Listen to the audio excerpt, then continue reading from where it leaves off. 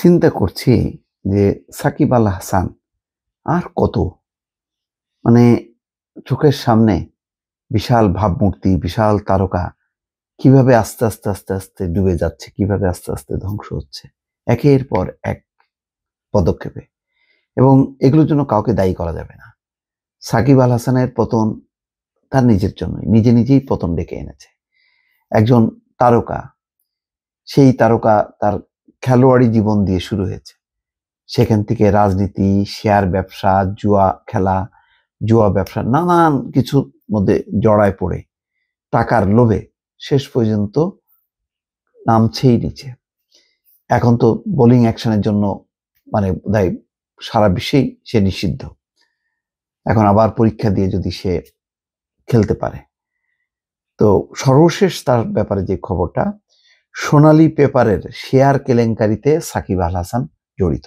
দেখেন, পুঁজিবাজারে পেপার ও প্রিন্টিং খাতে তালিকাভুক্ত সোনালী পেপার অ্যান্ড বোর্ড মিলস লিমিটেডের শেয়ার কারসাজিতে ক্রিকেটার সাকিব আল হাসানের জড়িত থাকার প্রমাণ মিলেছে। এতে তার সহযোগী ও নেতৃত্ব দানকারী হিসাবে ছিলেন সমবায় অধিদপ্তরের উপনিবন্ধক ও শেয়ার ব্যবসায়ী আবুল খায়ের হিরু। এই লোকটা একদম শেষ করে দিছে।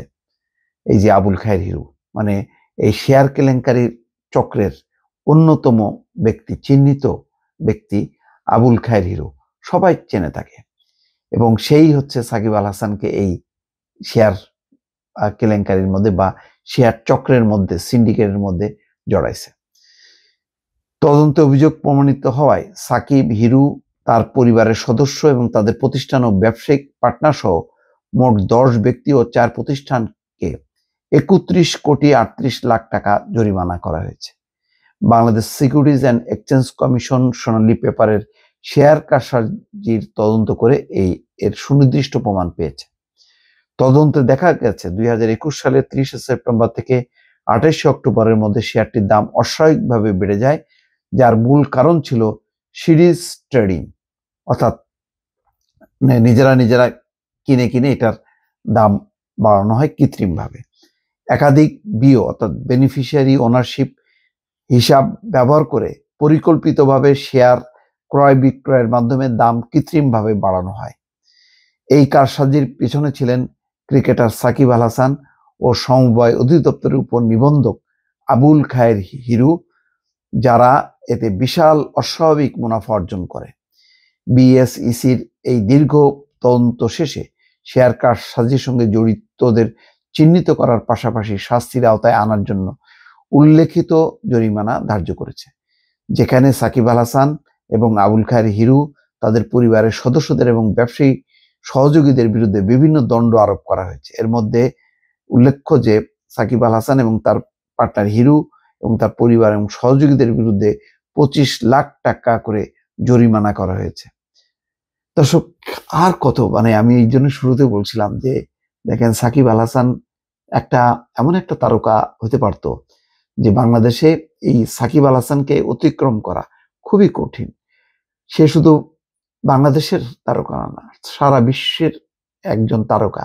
সারা বিশ্ব চেনে সাকিব আল হাসান হচ্ছে বাংলাদেশের ক্রিকেটের একটা প্রতীক, সিম্বল, যার কদর ভারতে আছে, যার কদর যেখানে যেখানে ক্রিকেট আছে সেখানে আছে।